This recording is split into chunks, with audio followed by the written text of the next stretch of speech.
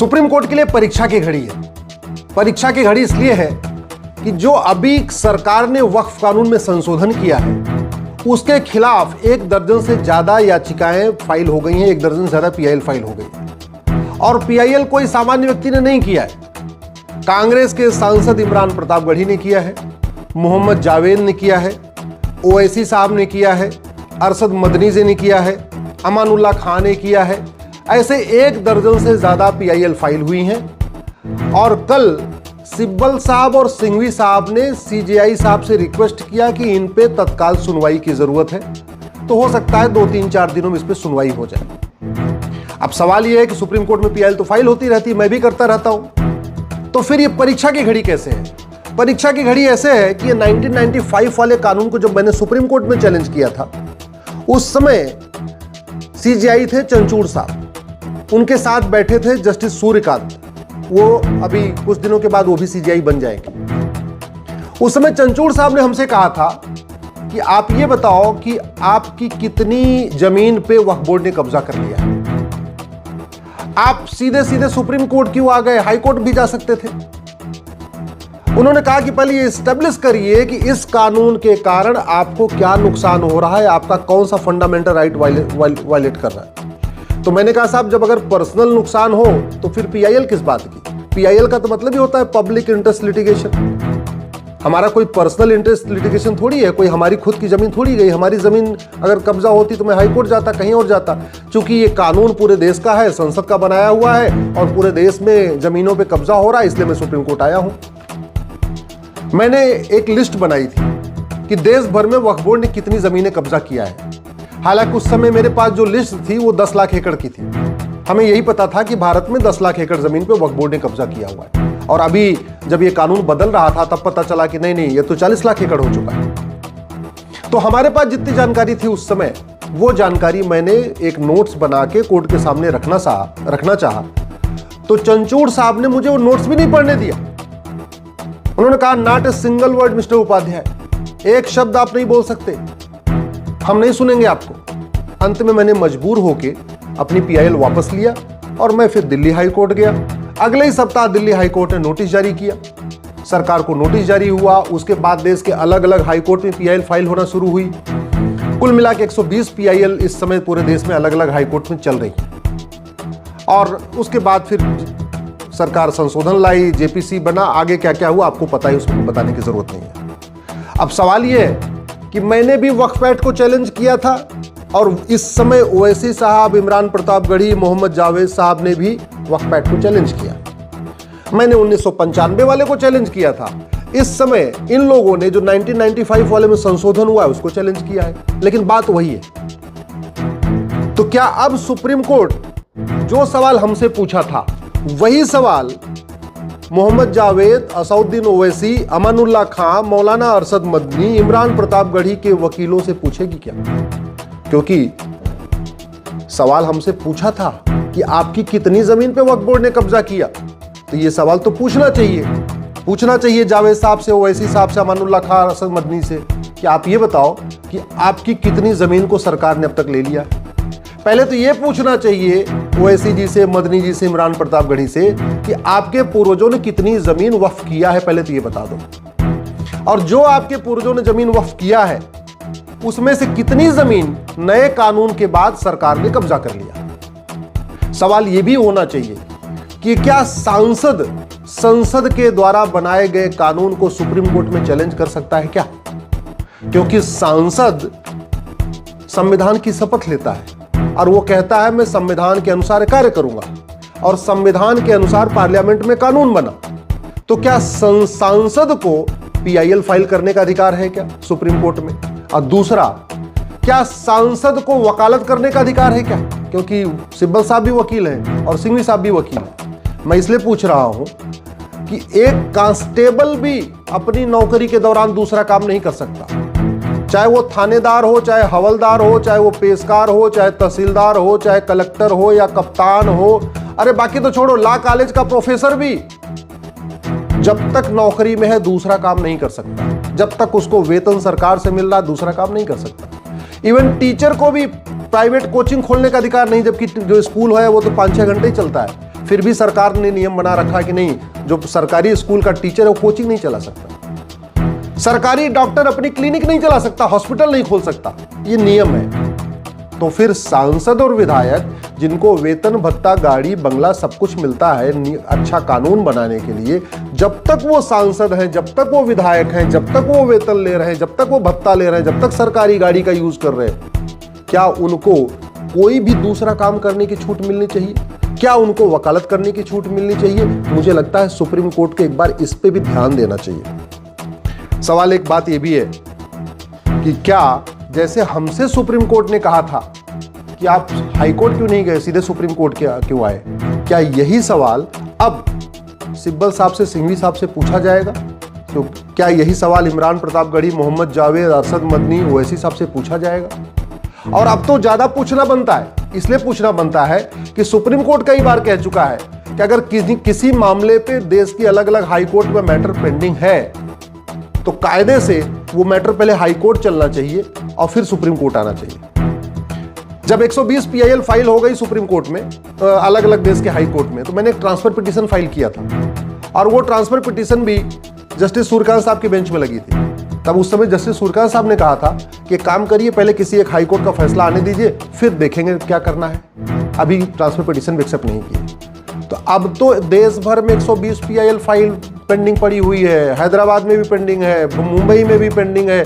सारी ऐसी देश की कोई हाई कोर्ट नहीं है जहां 1-2 PIL पेंडिंग नहीं है वक्फ एक्ट के खिलाफ। और नए वाले जो आ रहे हैं ये भी वक्फ एक्ट के खिलाफ आ रहे हैं। बस हम पुराने वाले कांग्रेस वाले जो कानून था 1995 का, हमने उसको चैलेंज किया है, ये लोग जो अभी नया वाला संशोधन है उसको चैलेंज किया। तो अब ये देखना है कि क्या सुप्रीम कोर्ट इन लोगों को, ओवैसी साहब को, इमरान प्रतापगढ़ी को, मोहम्मद जावेद को, मदनी साहब को ये कहती है कि काम करो, अपने हाई कोर्ट जाओ, वहां पहले से ही मामला पेंडिंग है, वहीं जाके पहले अपनी बहस करो, और जब किसी हाई कोर्ट का फैसला आ जाएगा तब सुप्रीम कोर्ट हम देखेंगे। सुप्रीम कोर्ट क्या करता है बहुत जल्दी क्लियर हो जाएगा। क्या सुप्रीम कोर्ट का जो स्टैंड मेरे लिए था वही स्टैंड ओवैसी, मदनी, इमरान प्रतापगढ़ी के लिए रहेगा? क्या जब मेरे जैसा एक छोटा सा वकील बहस कर रहा था, सुप्रीम कोर्ट का वही स्टैंड जब सिब्बल साहब बहस करेंगे, सिंघवी साहब बहस करेंगे, तब भी वही रहेगा? देखना है, 2-3 दिन में क्लियर हो जाएगा। अब बात आती है कि ये वक्फ जो है प्रॉपर्टी, ये हो क्या रहा है? लॉजिक क्या दी जा रही है कि जो मुगलों की प्रॉपर्टी थी वक्फ प्रॉपर्टी हो गई। तो मैं ये पूछना चाहता हूं, क्या जहां तक भगवान श्री राम ने राज किया था वो सारी प्रॉपर्टी हिंदुओं की है क्या? क्योंकि जहां तक भगवान श्री राम ने राज किया था उसमें अब तक 25 देश बन चुके हैं, तो उन फिर 25 देशों की पूरी प्रॉपर्टी हिंदुओं की होनी चाहिए। क्या जहां तक भगवान भरत ने राज किया था वो सारी प्रॉपर्टी हिंदुओं की है क्या? क्या जहां तक राजा युधिष्ठिर ने राज किया वो सारी प्रॉपर्टी हिंदुओं की है क्या? क्या जहां तक चंद्रगुप्त ने राज किया वो सारी प्रॉपर्टी हिंदुओं की है क्या? क्या जहां तक सम्राट अशोक ने राज्य किया क्या वो सारी प्रॉपर्टी सनातनियों की है क्या? मैं इसलिए पूछ रहा हूं कि अगर राजा के हिसाब से फॉर्मूला चलेगा फिर तो मुगलों से शुरू क्यों करना चाहिए, थोड़ा मुगलों के पीछे शुरू करना चाहिए। और जहां पे युधिष्ठिर ने राज किया, भरत जी ने राज किया, भगवान श्री राम ने राज किया, चंद्रगुप्त ने राज किया, अशोक ने राज किया, वहां तो 25 देश बन चुके हैं, फिर तो 25 के 25 देश पूरा हिंदुओं के होने चाहिए, वो सारी प्रॉपर्टी हिंदुओं की होनी चाहिए। भाई पिछले 2500 साल में भारत के 25 टुकड़े हुए और 7 टुकड़े तो 1857 के बाद हुआ है, यानी पिछले 200 साल में 7 टुकड़े हुए। तो कायदे से चाहे ये म्यांमार हो, चाहे तिब्बत हो, चाहे अफगानिस्तान हो, चाहे पाकिस्तान हो, चाहे बांग्लादेश हो, ये सारी प्रॉपर्टी फिर तो हिंदुओं की होनी चाहिए अगर राजा के हिसाब से चल रहा है। और अगर नहीं, फार्मूला एक है, तो फिर मुगलों की जमीन वक्फ कैसे हो सकती है? और जब मुगलों की जमीन वक्फ नहीं हो सकती तो मुगलों के नवाबों, मुगलों के निजामों, मुगलों के जागीरदारों, मुगलों के जमींदारों, मुगलों के तीमारदारों, मुगलों के रजाकारों की जमीन वक्फ कैसे हो सकती है? भाई बड़ी सीधी सी बात है, शासन बदलता है तो जमीन ट्रांसफर हो जाती है। यानी जब तक मुगल थे, मुगल राज कर रहे थे, उसके बाद अंग्रेज आए, सारी जमीन का मालिकाना हक अंग्रेजों को ट्रांसफर हो गया। 1947 में देश आजाद हो गया, 1950 में संविधान लागू हो गया, सारी की सारी जमीन भारत सरकार को ट्रांसफर हो गई।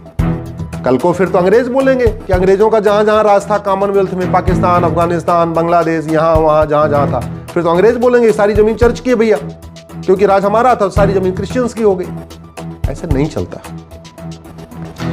एक बात और, जो हिंदू पाकिस्तान बांग्लादेश से छोड़ के भारत आए, उनकी जमीन तो वहां की सरकार की हो गई, वहां के वासिंदों की हो गई, वहां के लोगों ने ले लिया। तो फिर जो जमीन पाकिस्तान भारत के मुस्लिम छोड़ के गए, भाई जब बंटवारा हुआ 47 में, तो पाकिस्तान से हिंदू भारत आए और भारत से बहुत सारे मुस्लिम पाकिस्तान गए, बांग्लादेश गए। तो जब वहां से जो लोग छोड़ के आए, सिंध से, लाहौर से, ननकाना साहब से, बाकी जगहों से, वो जमीन हिंदुओं की नहीं है, वो जमीन मंदिरों की नहीं है, तो यहां जो लोग छोड़ के गए थे, चाहे परवेज मुशर्रफ गए या जो भी गए, उनकी जमीन वक्फ की कैसे हो सकती है? फिर तो वो जमीन या तो मंदिरों की होनी चाहिए, या तो उनके पड़ोसियों की होनी चाहिए, या तो सरकार की होनी चाहिए। एक बात और, 1950 में टोटल वक्फ बोर्ड के पास प्रॉपर्टी थी मात्र 50,000 एकड़, यानी 500 साल के मुगलों के शासन और 200 साल के अंग्रेजों के शासन, कुल 700 साल के शासन में वक्फ प्रॉपर्टी थी मात्र 50,000 एकड़। अब आज के समय में वक्फ प्रॉपर्टी है लगभग 40 लाख एकड़। इसके पहले के वीडियोस मैंने 10 लाख एकड़ बोला है, लेकिन वो मेरी भूल थी, क्योंकि हमें 10 लाख एकड़ की ही जानकारी थी।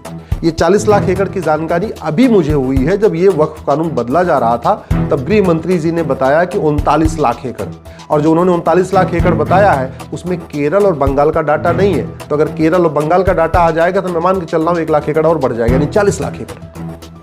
और वैसे भी जब 1950 के पहले तक की जमीन थी, उसके पहले भी कानून चल रहे थे। ये सिविल प्रोसीजर कोड तो 1858 में बन गया था, तो अगर जिन लोगों को वक्फ करना था, जमीन दान करना था, वो सिविल प्रोसीजर कोड का पालन करते।